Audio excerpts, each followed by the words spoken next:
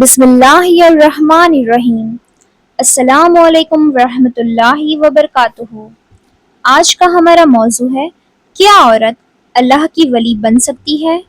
یہ سوال بہت اہم ہے کیونکہ کچھ لوگ سمجھتے ہیں کہ ولایت اور اللہ کا قرب صرف مردوں کے لیے ہوتا ہے، جبکہ قرآن و سنت کی روشنی میں دیکھا جائے تو معلوم ہوتا ہے کہ اللہ تعالیٰ نے اپنی رحمت اور قرب کے دروازے مرد اور عورت دونوں کے لیے کھول رکھے ہیں۔ اللہ کے نزدیک مقام انسان کے جینڈر سے نہیں بلکہ اس کے ایمان، تقوی اور عمل سے طے ہوتا ہے۔ ولی کا مطلب کیا ہوتا ہے؟ ولی کا مطلب ہوتا ہے اللہ کا دوست۔ ولی کا مطلب ہوتا ہے اللہ کا قریبی بندہ یا بندی، وہ شخص جو اللہ کی اطاعت کرے، فرض ادا کرے، گناہوں سے بچے، حلال حرام کا خیال رکھے اور دل سے اللہ کی طرف متوجہ رہے۔ قرآن مجید میں اللہ تعالیٰ فرماتا ہے، الا ان اولیاء اللہ لا خوف علیہم ولا هم یحزنون الذین آمنوا وکانوا یتقون۔ یہ آیت سورہ یونس کی ہے، آیت نمبر 62 اور 63، اور اس کا ترجمہ ہے یعنی سن لو، بے شک اللہ کے ولیوں پر نہ کوئی خوف ہوگا اور نہ وہ غمگین ہوں گے۔ یہ وہ لوگ ہیں جو ایمان لائے اور تقوی اختیار کرتے رہے۔ یہاں اللہ تعالیٰ نے مرد یا عورت کی کوئی تخصیص نہیں کی، بلکہ ایمان اور تقوی کو اصل معیار قرار دیا گیا۔ اس لیے اس کا سیدھا اور واضح جواب ہے کہ جی ہاں، عورت اللہ کی ولی بن سکتی ہے۔ اگر ایک عورت نماز کی پابند ہے، روزہ رکھتی ہے، حیا اور پاک دامنی اختیار کرتی ہے، ذکر کرتی ہے، صبر کرتی ہے اور ہر کام اللہ کی رضا کے خاطر کرتی ہے، تو وہ اللہ کے قریب بندیوں میں شامل ہو سکتی ہے۔ اللہ تعالیٰ فرماتا ہے، من عمل صالحا من ذکر او انثی وہو مؤمن فلنحیینہ حیۃ طیبہ۔ یہ آیت سورہ النحل کی آیت نمبر 97 ہے، اور اس کا ترجمہ ہے یعنی جو نیک عمل کرے، چاہے مرد ہو یا عورت، اور وہ مومن ہو، ہم اس سے پاکیزہ زندگی عطا فرمائیں گے۔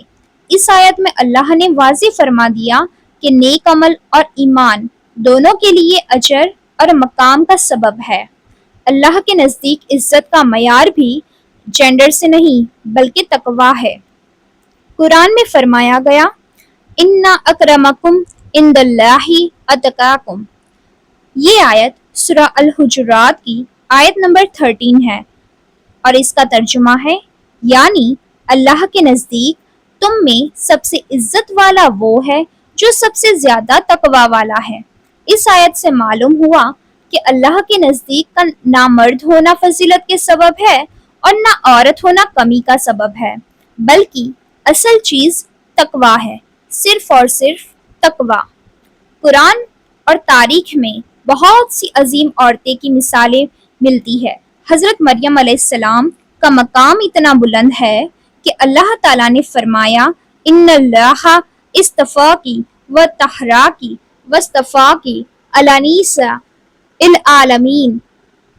یہ آیت سورہ آل عمران کی آیت نمبر 42 ہے، اور اس کا ترجمہ ہے یعنی اللہ نے تمہیں چن لیا، پاک کیا اور تمام جہانوں کی عورتوں پر فضیلت دی۔ یہ ایک عورت کے بلند مقام کی واضح دلیل ہے۔ حضرت آسیہ رضی اللہ عنہا کے بارے میں اللہ تعالیٰ فرماتا ہے، ربی ابنی لی عندک بیتا فی الجنہ۔ یہ آیت سورہ التحریم کی آیت نمبر 11 ہے، اور اس کا ترجمہ ہے یعنی اے میرے رب، میرے لیے اپنے پاس جنت میں ایک گھر بنا دے۔ یہ دعا ایک ایسی مومنہ عورت کی ہے جو سخت حالات میں بھی اللہ سے جڑی رہی۔ حضرت خدیجہ رضی اللہ عنہا سب سے پہلی وہ معزز خاتون ہے جنہوں نے نبی کریم صلی اللہ علیہ وسلم پر سب سے پہلے ایمان لایا۔ جب غار حرا میں پہلی وحی نازل ہوئی اور نبی کریم صلی اللہ علیہ وسلم گھر تشریف لائے تو آپ صلی اللہ علیہ وسلم پر ایک جلال اور ہیبت کی کیفیت تھی اس وقت حضرت خدیجہ رضی اللہ عنہا نے تسلی دی، حوصلہ دیا اور فرمایا کہ اے اللہ کہ کبھی آپ کو رسوا نہیں کرے گا، کیونکہ آپ رشتہ داروں کا حق ادا کرتے ہیں، غریبوں کی مدد کرتے ہیں اور سچ بولتے ہیں۔ سوچئے، دین کے آغاز میں جس عورت نے نبی صلی اللہ علیہ وسلم کا سہارا دیا، اس کا مقام کتنا بلند ہوگا۔ یہ ثابت کرتا ہے کہ ایک صالحہ عورت صرف خود نہیں سنبھلتی بلکہ پوری امت کے لیے سبب خیر بن سکتی ہے۔ حضرت عائشہ صدیقہ رضی اللہ عنہا علم، تقوی اور سمجھ کا روشن ستارہ ہے۔ ان سے ہزاروں حدیث روایت کی گئی۔ بڑے بڑے صحابہ اکرام مشکل مسائل میں ان سے رجوع کرتے تھے۔ ان کی زندگی بتاتی ہے کہ عورت اگر علم حاصل کرے اور دین سمجھے تو وہ پوری نسلوں کی رہنما بن سکتی ہے۔ حضرت عائشہ رضی اللہ عنہا راتوں کو عبادت کرتی، روزہ رکھتی اور اللہ کا بہت ذکر کرتی۔ یہ مقام ایک ولی بندی کا ہی ہوتا ہے کہ علم بھی ہو اور عمل بھی ہو۔ حضرت فاطمہ زہرا رضی اللہ عنہا نبی کریم صلی اللہ علیہ وسلم کی لاڈلی بیٹی ہے۔ سادگی، حیا، صبر اور عبادت ان کی زندگی کا حصہ۔ گھر میں مشکلات تھی، محنت تھی، لیکن شکوہ نہیں تھا۔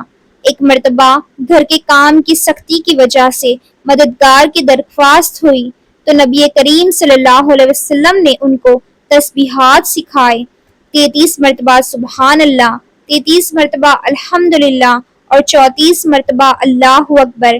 اس سے معلوم ہوا کہ اللہ والے لوگ دنیا سے زیادہ روحانی قوت کو اہمیت دیتے ہیں۔ حضرت فاطمہ رضی اللہ عنہ کے صبر اور کائنات ولیوں کا طریقہ ہے۔ حضرت رابعہ بصری رحمۃ اللہ علیہا تزکیہ نفس اور اللہ کی محبت کی مشہور بزرگہ ہے۔ ان کی زندگی زہد، عبادت اور اخلاص سے بھری ہوئی تھی۔ روایت میں آتا ہے کہ وہ فرماتی تھی، میں اللہ کی عبادت نہ جہنم کے ڈر سے کرتی ہوں اور نہ جنت کی تمنا میں، بلکہ صرف اللہ کی محبت میں کرتی ہوں۔ اس جملے کا مطلب یہ ہے کہ ان کا دل اللہ کی محبت میں اتنا مگن تھا کہ عبادت کا مرکز صرف اللہ کی رضا تھی۔ یہ مقام اخلاص اور معرفت کا مقام ہے۔ ان تمام مثالوں سے معلوم ہوتا ہے کہ عورت اگر چاہے تو اللہ کے قرب تک پہنچ سکتی ہے۔ کسی کا مقام خدمت سے بلند ہوا، کسی کا علم سے، کسی کا صبر سے، کسی کا اخلاص سے اور کسی کا محبت الہی سے۔ راستے مختلف ہیں مگر منزل ایک ہے، اللہ کی رضا۔ آج کی عورت بھی اگر نماز کی پابند ہو، قرآن سے تعلق رکھے، حیا اختیار کرے، گھر اور رشتوں کو حقوق ادا کرے، ذکر اور دعا کو اپنی زندگی کا حصہ بنائے اور مشکل حالات میں صبر کرے تو وہ بھی اللہ کی مقبول بندی بن سکتی ہے۔ ولایت کا مطلب مشہوری نہیں بلکہ اللہ کی نظر میں مقبول ہونا ہے۔ اس لیے میری بہنوں، اپنے آپ کو کم نہ سمجھو۔ اللہ کے نزدیک بہت سی وہ بندیاں مقبول ہوتی ہے جنہیں دنیا عام سمجھتی ہے۔ ہو سکتا ہے ایک پردہ نشین عورت جو چپ چاپ نماز پڑھتی ہے، اللہ کی عبادت کرتی ہے، وہ اللہ کے نزدیک بہت بلند مقام رکھتی ہو۔ نتیجہ یہ ہے کہ عورت اللہ کی ولی بن سکتی ہے اور اسلامی تاریخ اس کی روشن دلیل ہے۔ اللہ تعالی ہم سب کو صالحہ اور مقبول بندوں اور بندیوں میں شامل فرمائے، آمین یا رب العالمین۔ السلام علیکم ورحمۃ اللہ وبرکاتہ۔